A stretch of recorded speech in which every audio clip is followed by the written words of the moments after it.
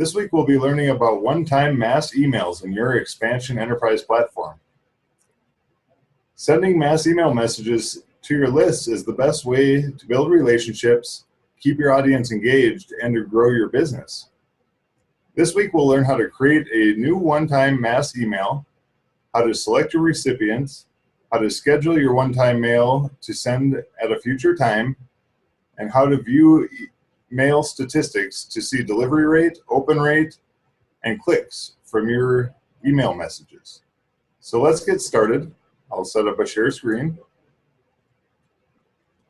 Okay, so to get started, we want to go into the back panel of our XpanZion platform. So if you're on the front of your website, there's the website button in the upper left. So let's click the website button and go down to mass mailing. If you're already in the back office, it's going to be in the black menu bar at the top, and it could be all the way over on the right under more. So if you click on more and go down and find mass mailing and click on mass mailing. Okay, so when the mass mailing page loads, we're going to see a bunch email cards here. If you've got a fresh database, there won't be any cards until you create a new mail. But ours we've used quite a bit, so we've got some cards in here. Some are in draft status, there's none in queue right now. We've got some in sending, so these are set to a future time and they'll send when the time comes. And we have some in sent state. So to start the training this week, I want to teach how to create a new one-time mass mailing. So in the upper left, we have the Create button. Click Create. So now when this screen loads, this is composing your mail message. So the first line, the first blue line, is the From line. And this is going to automatically be generated from who is logged in when this was created. And I'm logged in as Bob the Builder. So this is going to come from bob@theidsp.net. So that would work for you as well in your database. The next blue line is for the subject. So subject is required. I'll put a catchy subject here. And then the next area is recipients. So who is this mail going to get sent to? And we've got three choices. The first choice is leads or opportunities. So this is going to go out to people that are in your CRM module or your sales pipeline, like we covered in week 3. The next choice is customers. So on customers, I'll demonstrate how to get a more narrow sort for this to filter out the contacts that you want to send the mail to. So we see that there's 1,301 selected records, and then there's a link right next to this where it says Change Selection. So I'll click on the Change Selection link. So now when this page loads, I'll demonstrate how to set up a filter. So this can take a long time to load. It depends on how many contacts you have in your database, but it is sorting through as many as you have. So this can be some of the longest loading times, and that's why it's good to get your filters set up and saved. So under filters, we have options here. You can filter by my partners, persons, companies, primary addresses, addresses with emails, customers, vendors, available for mass mailing, archived. But down here on the bottom is what I really want to focus on, is add custom filter. So if you click on that, add custom filter, it's going to come down with a couple more pull-down menus. So I'm going to use tags as a suggestion. So I can just click in this field and then scroll down until I find tags. So select that, and then the next box, you can select contains, doesn't contain, is equal to, is not equal to, is set, or is not set. And in this case, I'm going to do contains. And I know that I have a tag called member, so I'll type in member and click enter. And then this will sort through all of my contacts and pull out just the ones that have the tag members. And so again, this might take a couple minutes to load, or not minutes, but it takes a little while to load. And when it comes back, it'll just have the contacts that have the tag member, so I can be much more specific in my communication. Okay, so now that it's loaded, I've got 54 people with the tag member. And so now we have up by name a checkbox. So if you click that checkbox next to name. That's going to select all of the contacts, and then you can click the select button. So now that we see that we've narrowed our contacts down to 54 selected records instead of 1,300. So we can be a lot more specific in how we're talking to this group of people. The next thing is that you can attach a file to your mail right here. You click attach a file, and this will open up your file manager on your computer to select your document that you'd like to attach. Automated, we're going to get into that in 2 weeks, so we're not going to focus on the automation part of this today. So then we get down into the mail body area. So we have a select a theme, and we have just the one basic theme. So click the select button on the basic theme. And then we see that we have the drawer of building blocks, like our website builder comes up. So I'll demonstrate a couple of the main blocks that I use quite a bit.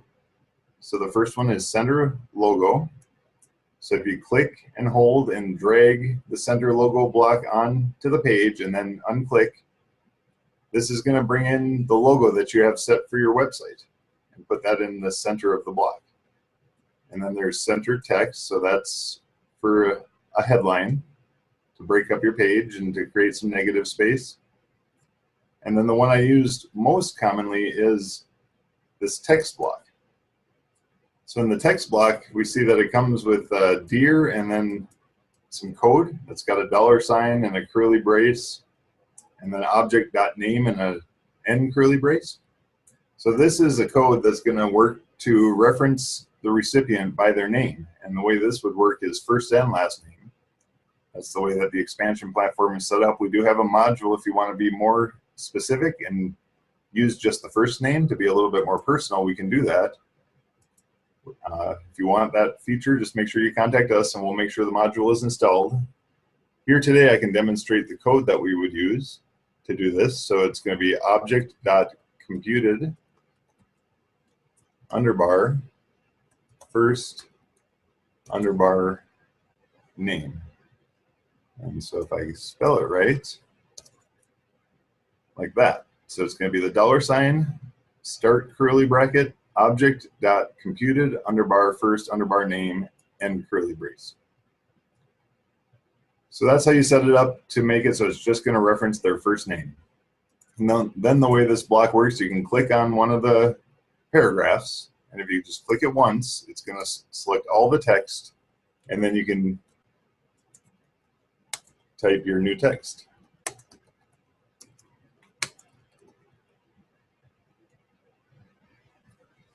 And then at the bottom, it comes with a salutation. It says kind regards.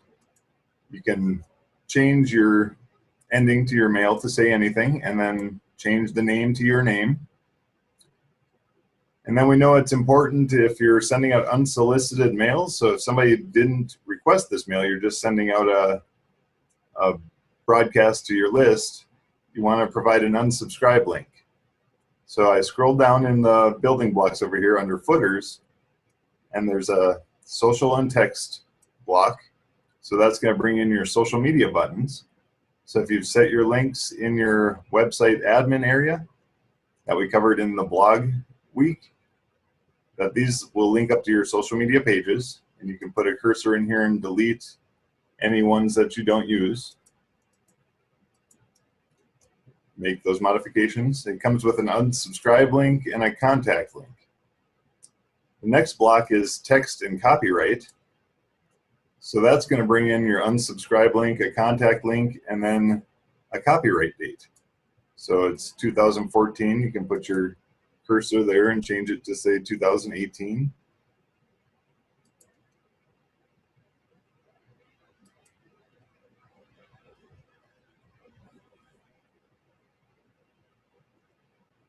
Like that.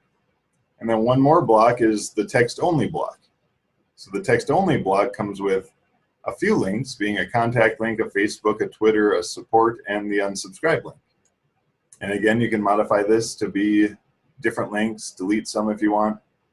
But I just wanted to show you that there is blocks that come automatically with the link that the people need to be able to unsubscribe from the list. And remember from the training on lists that the list needs to be not stealth in order to be able to see the list to unsubscribe from it. So one more thing. So that was how to set up your mail. So we got the from, the subject, who we're sending it to, and the mail body.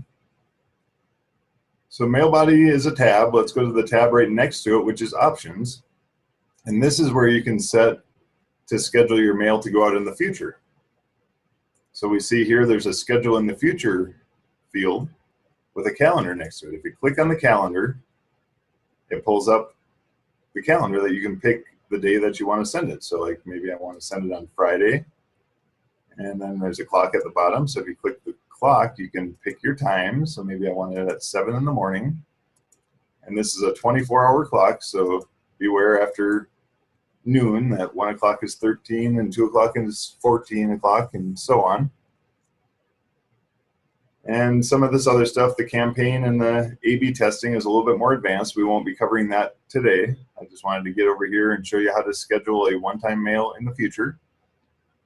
So there we have it set up for 7 o'clock on Friday. And now click back over to mail body. This is very important so that you can make sure that you save all your changes. It's a glitch in the system that if you save under options or any of these other tabs, that it won't let you save. It's gonna not let you save without the mail body present. So the safe practice is to make sure you click back over and you're looking at your mail and then click save. So I've got my mail saved. The last thing I wanted to show in this training is how to view our mail stats. So I'll just leave this mail and I'll click back over here on the left and go back to mass mailing. So this is going to come to the mass mailing overview page with all the various cards on it. And then I'll go over and I'll select one that we've previously sent and I'll open that up so that we can look at the stats on it. So here's a reminder mail that went out Monday morning for our Momentum Mondays class. And we see right on the card that 29% opened, we had no replies, and we had 5% clicks. And we see that there's a delivered meter that 35 out of 36 were delivered. So we can click on the card. And these are links here. You can click right off the card to get into those specific links, but within the card, in the upper right, is links to get to the various mail statistics. So the very furthest one in the upper right is the open percentage. I use this one the most often. So if you click on open,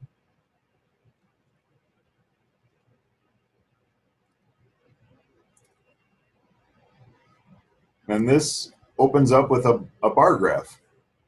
So this is basically just showing one day's data from yesterday, Monday. We had 11 people open it. If there was people that had opened it today, this would show 2 bars and it would show the stats over time. But we have up here in the upper right, we're on graph view right here, so we can switch to list view. And this is actually going to show you the names and emails of the people that opened the message. And so I do want to go back to the mail, so you can look up here. We have breadcrumbs, so I can go back and click on the link here for the mail itself. And we can take a look at other stats here too. We can see received. So we'll see exactly who received the mail. And again, it's going to come up in your graph view, and you can switch to list view. And you'll view who received the mail. And that way you can clean up your list. If people aren't receiving your mail, if they're bounced, we can go back here and we can see who bounced. So bounced is a good stat to look at because you can identify, sometimes you can see what's the typing mistake in the email and fix it so that they'll get future messages. Otherwise, a lot of times people let their email boxes expire or just don't keep them up. So they could be obsolete and they could get deleted to keep your list cleaner and keep your open rates as high as you can. So let's go back to mail and see if there's any. We can try the last one here. So we talked about bounce. Let's click on the clicks one so you can actually use this to see who clicked on the link that you put, or any link that you put in your email. So this tells you which links were clicked. It doesn't say by who, but it does give you the number of clicks. So we see that one person clicked on the registration for the event that was in the mail. We've got one person that clicked to get to the worksheets and one person that clicked to get to the other link that we provided. So that's the overview for mail stats. Okay, so the last thing that I want to demonstrate in our training today is how to send out a mail. So I'm going to go back to mass mailing here on the left, where we get the overview of all of the mails, and go down at the bottom of the column under draft. I find my mail that says a catchy subject line, so I'm going to click on the card. Now when this page loads, what I suggest that you do first of all is go up to the top of the screen under Action, click on Action, and go down and select Duplicate. So this will make a copy of your mail, and it's going to put copy in the subject line after what you have already put in there. And that's okay, because this can identify that this is a copy that's going to go out to a test list. And then, so since we have it copied, I would unselect newsletter, make sure we're not going to send it to everybody. And then I'm going to type in admin, because I know that we have an admin testing list. And in sending out to a test list, I suggest that you send out to a few different mailboxes. Try to select one that's a Gmail, maybe one that's a Outlook, any other mail provider. Try to get some different mailboxes so you can see it in different places and have a list of people that are willing to help you with your editing and making your mails as good as possible. So I did that. I unselected my newsletter and selected my admin testing. So that's really all I have to do, and then click Save. And then what I do next is I use this Test Mailing button. So upper left, right under the Edit button is Test Mailing. If you click that, this is going to open up a window where you can enter any email address you want. So if I want it to go to bob@spaceportpros.com and send sample mail, that will get sent to my mailbox. So if I switch tabs over to my mailbox, I should see that I have a new mail, and it looks like I do. A catchy subject line copy. So I can open up that mail, and it's really good to just give yourself a proofread. If you've included links in your mail, this is a good chance to go in and click on the links and make sure that they go where you're intending them to go. So there we see my mail. And when you do a test mail, it does come through with the code the way that it is. So I'm going to switch back over. So we're going to, also I guess I could try the unsubscribe link while I'm here. So if I click on unsubscribe, it should open up a window where we would be able to select the list that we're subscribed to. So there it is. These are the lists that I'm subscribed to that are not stealth. So I can pick which list that I want to be subscribed to. So if I don't want to be on the admin testing list anymore, I would unclick this and update my subscriptions. So that seems to function very well. So let's click back over to the other tab, and we'll go back to the mail message. And we're still set up with a copy message that's going to go out to admin testing group. So we've done the test mailing, and I've gone back to my mailbox and saw that it came through. And that's where we could check our links and make sure that the copy all looks good. And then the next button to the right of that is Send to All. So this is a very important button that if you've got a large list selected, that this is where you're actually going to be sending it. And you do have one warning window that comes up that this will send the email to all recipients. Do you still want to proceed? And I'm going to click OK. And so this can take a few minutes for the mail to send out, and especially if it's a lot of them, it can take quite a few minutes for all the mails to get sent. Also, another thing that we can look at is your email queue. The default setting is that the email queue will process every hour, and we can adjust the timing on that and get that down to just a few minutes so that you'll know that your mails will go out in a short time after you click the send button. And so I'm not going to wait for that one to go out. We know that it will likely work because the test mailing worked. I'm not sure what the email queue is going to be set for, so it's not really worth waiting on this training. But we can click over to mass mailing, and this will demonstrate that we should see this mail in the sending state. And there we are. The page loaded, and I do see a catchy subject line, copy in sending. So we know that in a few minutes, that's going to send out to 5 people, just a small test list. And then once we get good feedback, we'll know that we can take those updates and apply them to the original one down here. That's still under queue. Make sure that you make all the changes all the feedback that you get from your test list. And then you can go ahead and send that mail to all of them.